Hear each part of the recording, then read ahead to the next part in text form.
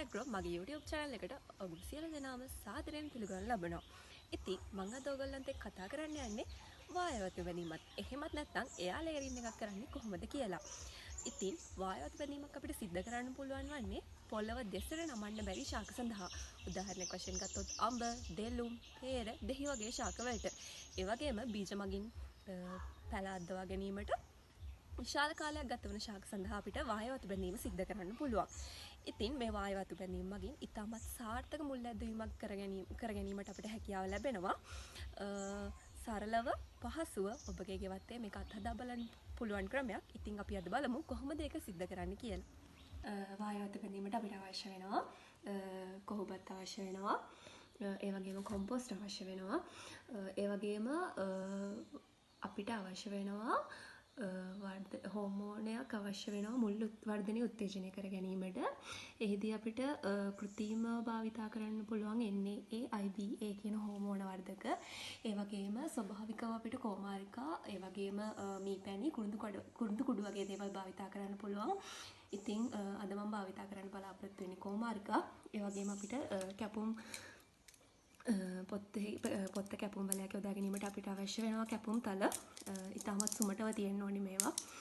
ඒ වගේම අපිට අවශ්‍ය වෙනවා පොලිතින් කැබැල්ලක්. ඒ වගේම අවශ්‍ය වෙනවා වායවතු බැඳීම සිද්ධ කිරීමෙන් පසු වෙලා ගැනීමට මෙන්න වගේ පටි කැබැල්ලක් අපිට අවශ්‍ය වෙනවා.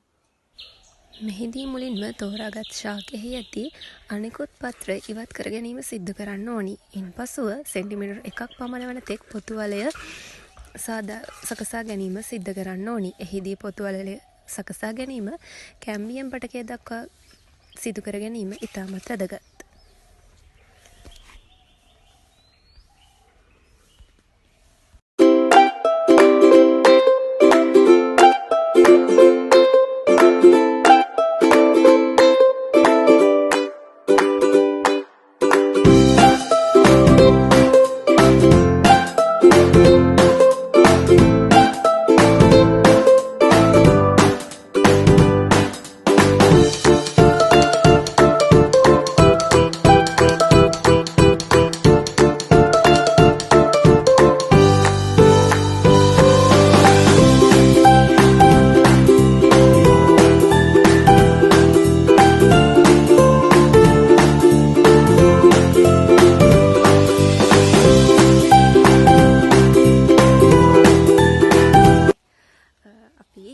පෙර කියූ පරිදි වර්ධක උත්තේජයක් විදිහට කෝමාරිකා තමයි අද භාවිතා කරන්නේ. ඉතින් මම මෙන්න මේ වගේ කෝමාරිකා කැපුම් වලය වටා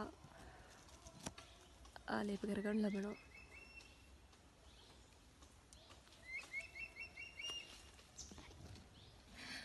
වායවතු බැඳීම සිද්ධ කිරීමේදී අපිට අවශ්‍ය වෙනවා අපි පෙර කියූ පරිදි යොදා ගන්න ද්‍රව්‍ය වලින් අදාළ මිශ්‍රණය සාදා ගැනීමට. ඉතින් අපි කොහොබත් භාවිතා කරනවා. කොහොබත් මෙන්න මේ වගේ ප්‍රමාණයක් භාවිතා කරන්න පුළුවන් ඔයගොල්ලන්ට. පස්සේ අපි ඒකට කොම්පෝස්ට් යොදා ගන්නවා.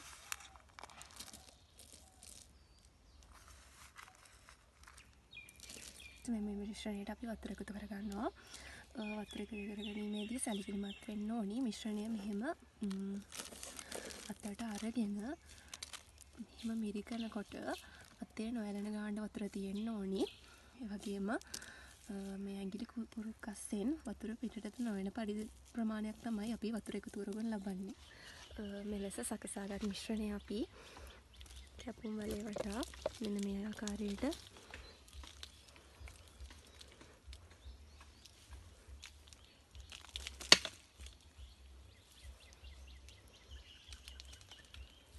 තබා ගැනීම සිද්ධ කරන්න ඕනි. පසු අපිට පොලිතින් කවරයක් ආධාරයෙන්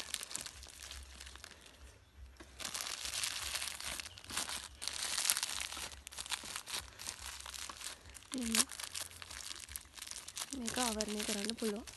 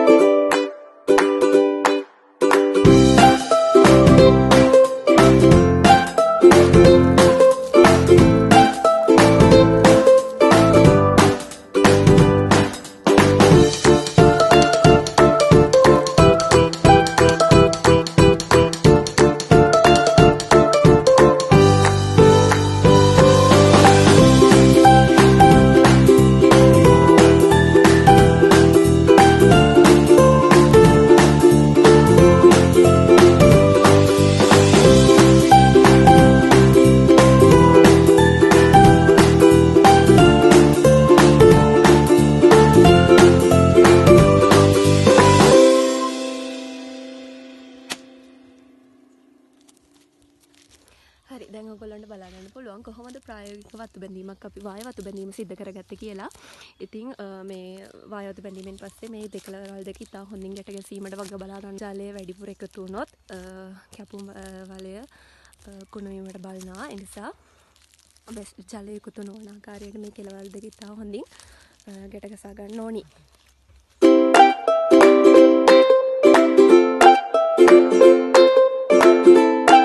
බද්ධය සාර්ථක නම් ඔයගොල්ලන්ට බලා ගන්න පුළුවන් මේකේ කිරිමුල්ල ඇවිල්ලා තියෙනවා. දින 21කට පස්සේ ඔයගොල්ලන්ට අත්ත කපලා ඉවත් කරගන්න පුළුවන්. ඊට පස්සේ ඔයගොල්ලන්ට පුළුවන් මේක කැමති ආකාරයකට රෝපණය කර ගැනීමට. ඉතින් මම හිතනවා ඔයගොල්ලන්ට මේ වීඩියෝ එක ඉතාමත් වැදගත් වෙන්නේ නැති කියලා. තවත් මේ වගේ වටිනා වීඩියෝ වලින් වටිනා තොරතුරු දැනගන්න අපිත් එක්ක එකතු වෙන්න කියලා ඔයගොල්ලෝ හැමෝටම ආරාධනා කරනවා. සුබ දවසක්.